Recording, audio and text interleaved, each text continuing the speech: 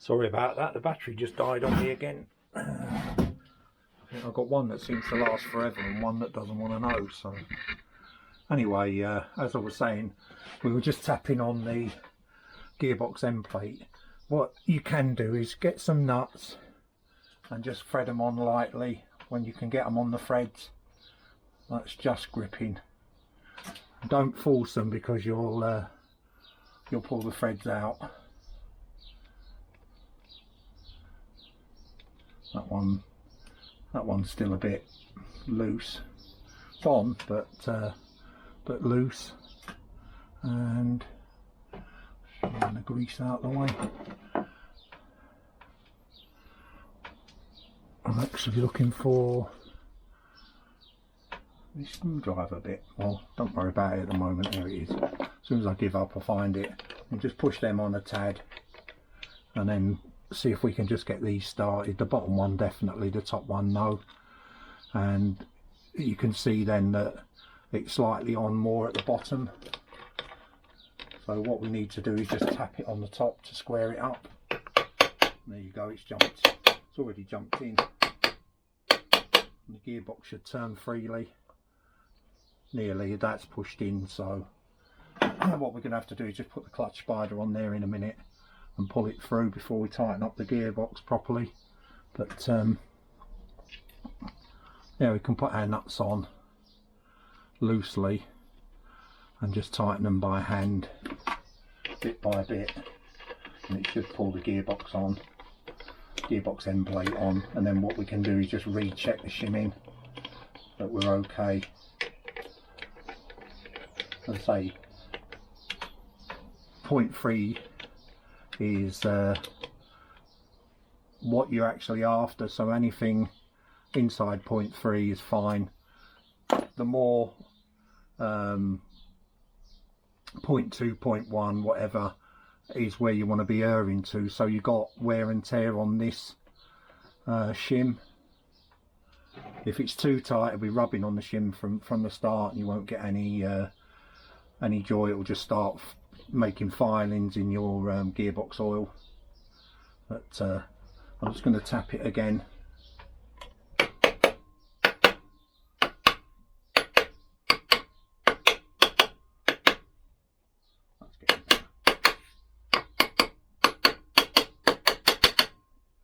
What we can do now is just loosely tighten them up. I'm not putting more than 4 on at the moment because I want to put some Loctite on.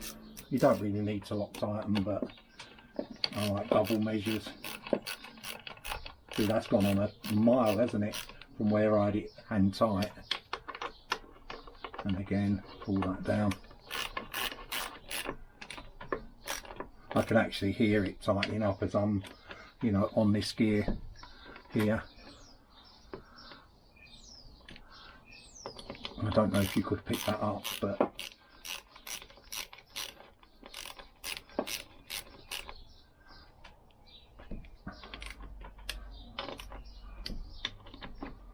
brilliant. And I just need to pull that through.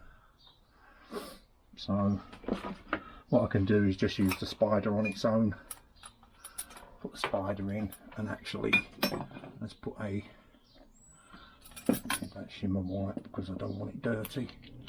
Just put a shim on there, put that on, and we just tighten our nut, which should be that one. And again, it amazes me how dirty this stuff gets. You know, you're using brand new nuts and washers, etc. And this should be a 22. Yeah, I've got one out already.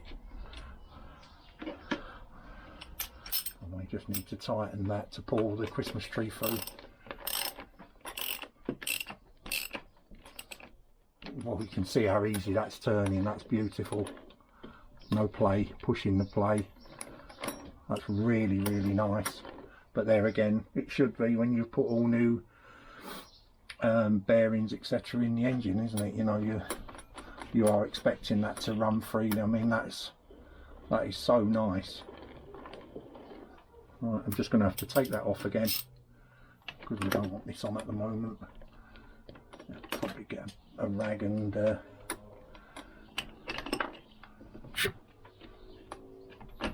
we go.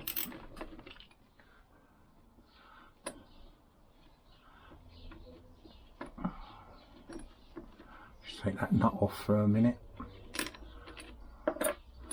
Slide the sliding dog off and turn that lovely and free. What I like to do as well, before we do up any gearbox, I like to get oil in here. You can grease it, but again, you're going to wash all that grease out when it gets going. So we'll pour some more in the lid and I'll see if I can get that in. As I say, my brush has gone missing, but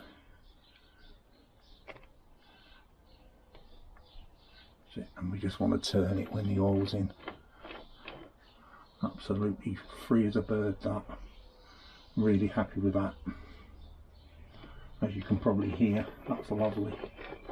Right, let's just go and check our gap from the shim. I think we had it 0.2 before. Just get my hands are white.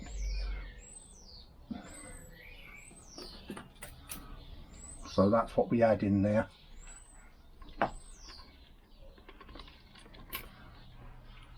Yeah, it's actually smaller than that. Wow. 0.2, 1.5. 1.5 it is now. See it? I don't know if you can see that or not. It's just some slight resistance.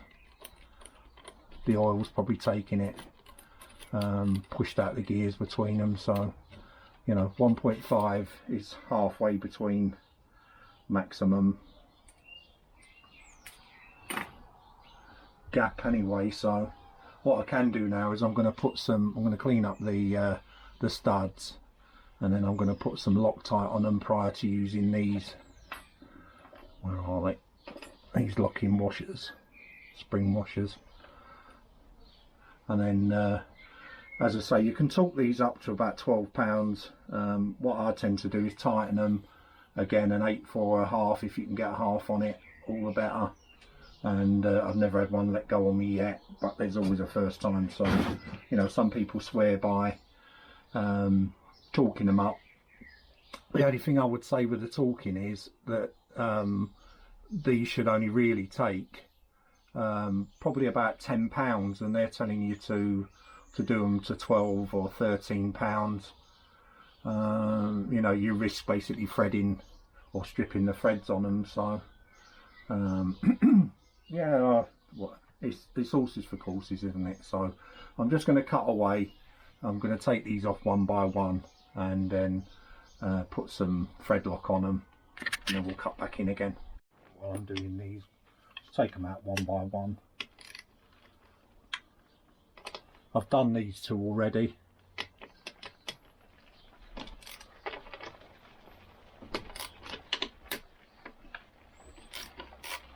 I'll bring the engine round to you again. As you can see, there's red. So what I'll do, I'll put that back on the screwdriver attachment because it's going to be quicker. And I'll do that one first.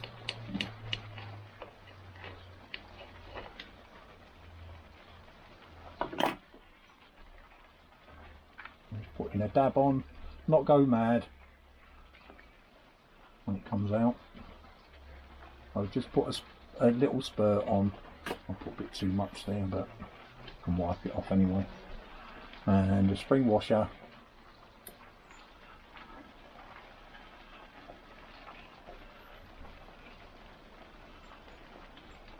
And just tighten that one up by hand. And I'll take off that one as soon as we're doing it crisscross. So that one's off. And then we just need a little bit of, here it comes, just a dab again. That's it. And a spring washer.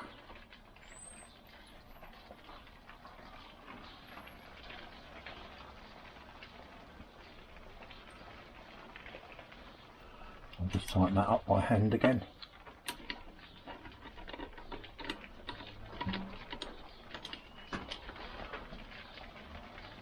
I'll do that one next. No other reason than it's just on the top and it's easier to get to. And then we'll put a dab on there again. When it comes down, I think it's running out. There we go. Just a little dab on there. And so just making sure the bolts are all round the right way, or nuts even.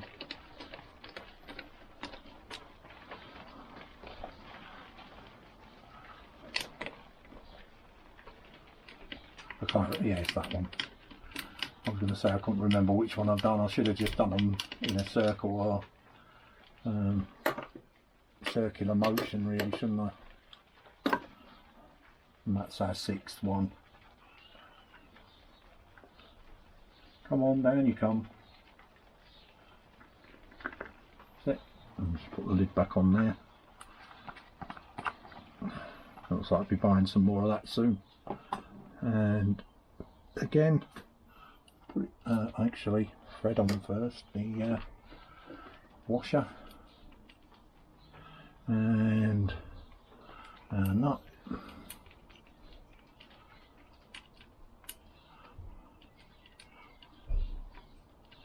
I'll just do that tight, hand tight.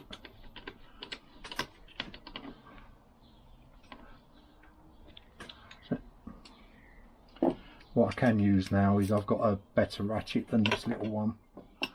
You don't really want to be using a ratchet like that because you'll put too much torque in. Actually need the wiper needs going back in. I'll explain what these do as well when we get this gearbox end plate on.